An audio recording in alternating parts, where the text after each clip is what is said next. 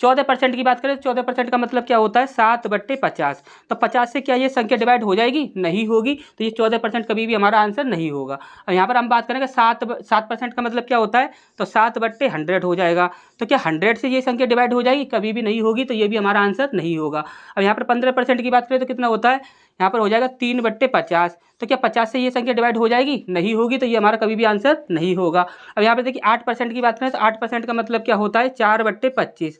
तो 4/25 की बात करें तो क्या 25 से ये संख्या डिवाइड हो जाएगी? तो 100% डिवाइड हो जाएगी। देखिए आप 25 से एकम 25 हो जाएगा। तो यहाँ पर कितना हो जाएगा? 12 बचा और यहाँ पर 5 और 25 के पहाड़े में 125 आता है। तो ये हमारा आंसर जो होगा वो बिल्कुल सही हो जाएगा। इस टाइप का प्रश्न कभी भी आपके एग्जाम में पूछ लिया जाए तो उसे कभी भी आपको सॉल्व करने की आवश्यकता नहीं है। सीधा ही आप तुक्का मारोगे और जो भी आपका तुक्का मारने के बाद आंसर आएगा भाई 100% सही आएगा। इसकी पूरी जिम्मेदारी हम लेते हैं। लेकिन शर्त ये रहेगी कि जो भी बातें हम आपको बताएंगे उन्हें आपको अच्छे से समझ लेना होगा। यदि उसमें आप गड़बड़ करते हो तो इसके जिम्मेदार सिर्फ आप होंगे। अब यहाँ पर देखिए, यहाँ पर क्वेश्चन में बोला गया है कि दीपाली ने कप का एक सेट खरीदा 375 रुपये में। अब उसने क्या किया कि पुराना स्टॉक समाप्त करने के लिए उसने उसे 345 रुपये में बेच दिया। तो उसे कितना प्रतिशत हानि हुई ये हमसे यहाँ पर पूछा गया है। अब यहाँ पर आप कैलकुलेशन करोगे, कैलकुलेशन करने के बाद आप आंसर निकालोगे। तो इतना झंझट आपको कभी भी नहीं करना है।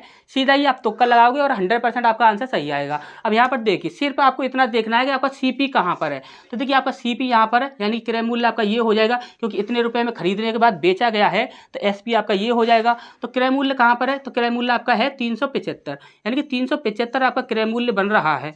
तो आप हमेशा ही याद रखिए जितने भी आपके परसेंट दिए गए हैं उन परसेंट में हमेशा ही आप याद रखिए कि हर के स्थान पर, ध्यान से समझ लीजिए, हर के स्थान पर जो संख्या होगी उससे यदि ये 375 कट जाता है तो वही आपका आंसर होगा। हर के स्थान पर जो संख्या होगी उससे यदि 375 नहीं कटा तो आपका आंसर वो कभी भी नहीं होगा। अब यहाँ पर देखिए 14% की बात करें तो 14% का मतलब क्या होता है 7/50। तो 50 से क्या ये संख्या डिवाइड हो जाएगी? नहीं होगी। तो ये 14% कभी भी हमारा आंसर नहीं होगा। अब यहाँ पर हम बात करेंगे 7% का मतलब क्या होता है? तो 7/100 हो जाएगा।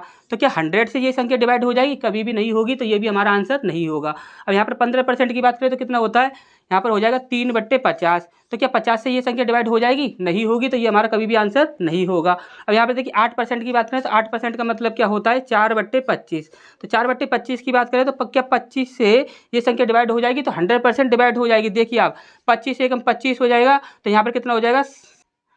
12 बचा और यहाँ पर 5 और 25 के पहाड़े में 125 आता है। तो ये हमारा आंसर जो होगा वो बिल्कुल सही हो जाएगा। हमारे चैनल पर आपको तुक्का लगाने की ट्रिक और साथ ही साथ क्वेश्चंस को सॉल्व करने की ट्रिक, दोनों ही चीज़ें हर एक सब्जेक्ट के लिए देखने को मिलती हैं। चाहे वह हिंदी हो, इंग्लिश हो, मैथ हो, साइंस हो, रीजनिंग हो, चाहे वह कोई भी सब्जेक्ट हो, हर सब्जेक्ट के लिए तुक्का लगाने की ट्रिक और साथ ही साथ क्वेश्चन को सॉल्व करने के लिए शॉर्ट ट्रिक, दोनों ही चीज़ें आपको देखने को मिलती हैं।